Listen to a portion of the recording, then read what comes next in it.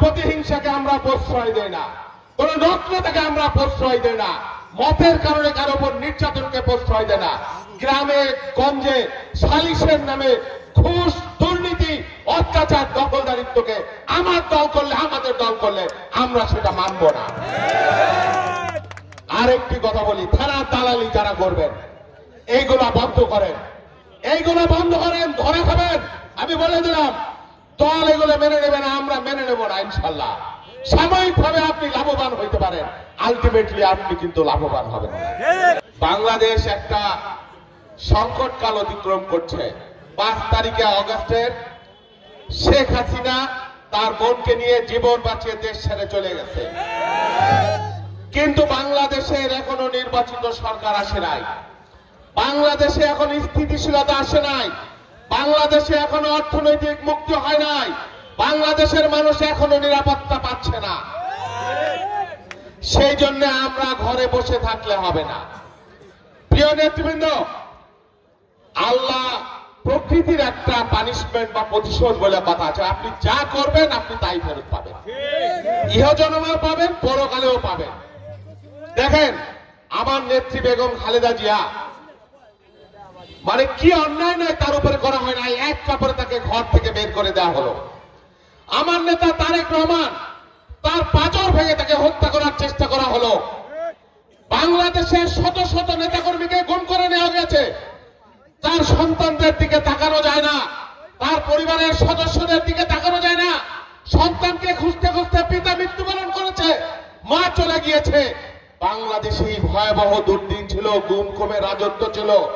এমন কোন নেতা নাই, আপনাদের মধ্যে অনেক নেতা রয়েছেন যারা অসংখ্য মামলা খেয়েছেন, ঘরে ঘুমাইতে পারেন নাই, পরিবারের লোকরা শান্তিতে থাকতে পারে নাই।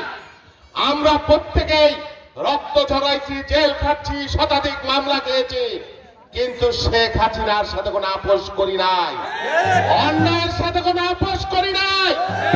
মৃত্যুবরণ করতে পারতাম, গুম হয়ে যাইতে পারতাম, কিন্তু হাসিনার চোখে চোখ রেখে আমরা 17 বছর লড়াই করেছি। 38 বছরে এই দল করি। অনেকে আমাদের নাম শুনলে তেলে বেগুনে জ্বলে ওঠেন। আওয়ামী লীগের অত্যাচার সহ্য করেছি, হাসিনাকে ভয় করি নাই। আর আপনারা আমরা এক দল করে কেউ কারো পিছনে যদি সহ্য করতে না পারেন, দলের সিদ্ধান্ত যদি না মানতে পারেন, মনে রাখবেন সেটা কারো জন্য ভালো ফল বয়ে আনবে না। মনে রাখবেন, নগর পুড়লে দেবালয় কিন্তু রক্ষা পায় না। কেউ যদি মনে করেন কারো ক্ষতি করবেন, কারো বিরুদ্ধাচরণ করবেন, কারো পিছনে লোক লেলিয়ে দিবেন, কাউকে মিটিং করতে দিবেন না, মনে রাখবেন আমরা ভাইসে আসি নাই। 38 বছর দল করেছি, ত্যাগ স্বীকার করেছি, মৃত্যুর মুখ থেকে ফিরে এসেছি। বাংলাদেশের দেবনাথ থেকে তেঁতুলিয়া, রূপসা থেকে বাদুড়িয়া, এমন কোন জায়গা নাই যে ভালোবাসার মানুষ নাই, দলের কর্মী নাই। আমরা যারা এক দল করি, আপনারা মনে করেন না সংকট কেটে গিয়েছে, আপনারা ঐক্যবদ্ধ থাকবেন। কে কি বিভেদ বিভ্রান্তি তৈরি করলো তার পরোয়া করবেন না। মনে করবেন বাংলাদেশে নির্বাচন নিয়ে ষড়যন্ত্র আছে আগামী দিনে। আমাদের মানুষ দীর্ঘদিন ভোট দিতে পারে না, তাদের ভোটের অধিকার বঞ্চনা করা হয়েছে, লাঞ্ছিত করা হয়েছে। বেগম খালেদা জিয়াকে যে অত্যাচার করা হয়েছে, তিনি জীবন মৃত্যুর মুখ থেকে ফিরে এসেছেন, কিন্তু হাসিনাকে মানেন নাই। আজকে যে যেটা করবেন তার ফল কিন্তু পাবেন। বেগম খালেদা জিয়া সবাইকে ক্ষমা করে দিয়েছেন। আমার নেতা তারেক রহমান বলেছেন যে বিজয়ের আনন্দ তখনই মহিমান্বিত হয় যখন বিজয়ের কাছে পরাজিত নিরাপদ থাকে। সেই জিনিসটা আপনারা মনে রাখবেন। কেউ গায়ের জোরে, ক্ষমতার জোরে কোন অন্যায়, অত্যাচার, নিপীড়নের সাথে নিজেকে জড়াবেন না। আমার নেতার নির্দেশ, আমার দলের নির্দেশ, আমরা জাতীয়তাবাদী দল কারো উপরে প্রতিহিংসা চরিতার্থ করবার জন্য আমাদের কাজ না।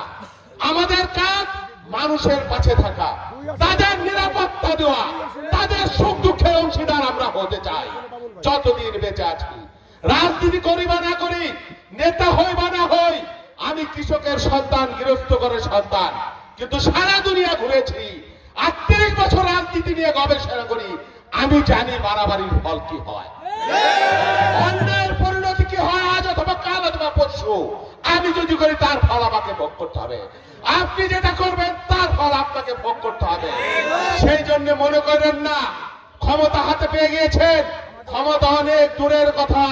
মানুষের মন জয় করে, তাদের ভালোবাসা নিয়ে, তাদের সমর্থন নিয়ে, তাদের ভোট নিয়ে আপনাকে যদি ক্ষমতায় যেতে হয় তাহলেই কেবল আপনি যেতে পারবেন।